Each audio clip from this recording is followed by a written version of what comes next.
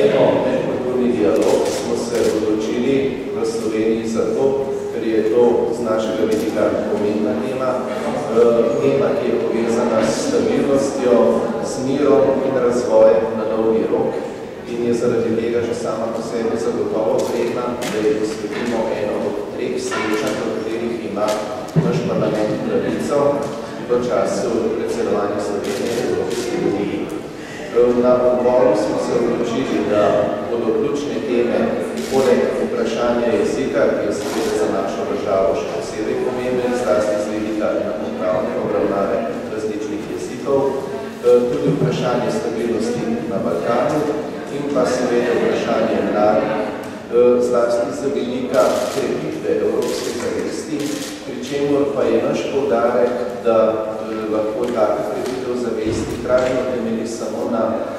krepitvi enakopravnosti jezikov in pa spoštovanja različnih kultur, kajti samo to je nek trajni temelj, ki preprečuje, da bi se medkulturni dialog s časoma sprevrgal v svoje vzvodje.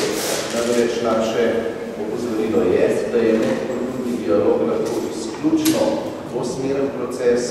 da mora biti z vseh strani iskrena pripravljenost za pogovor in pa za razumevanje in sprejemanje argumentov in sogovornika ter njegove kulture, kajti sovražni govor, tudi to je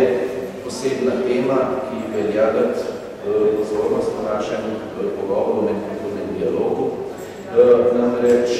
sovražni govor, pri čemer ga moramo razumeti tako, kot ga opredeljujejo mednarodni akti od Rimskega statuta naprej. Se pravi, sovražni govor ni samo norčevanje ali pa zanikanje sogovornika, bodi si zaradi njegove religije, verskega prepričanja ali pa neke druge osebne okoliščine, ampak je tudi vsako posmehovanje, omalovaževanje ali zanikanje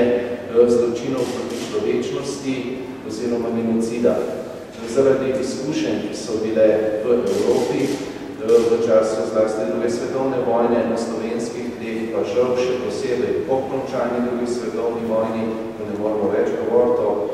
zmagovalcih in poražencih, ampak zgolj še o zločincih in žrtvah. Zaradi teh izkušenj je seveda to tema, pri kateri bi morali pokazati izjemno veliko občutljivosti, zlasti zato, ker se nekateri sporni izrazi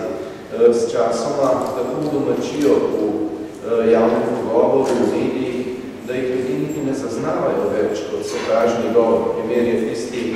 zloglasni izraz vprašljivanja kosti, pa so v resnici še kako sovražni govor, glede na to definicijo mednarodnih aktov, ko opredeljujejo, kaj sovražni govor je, med katerim še enkrat poudarjamo, tudi vsako omalovaževanje zločinov proti človečnosti,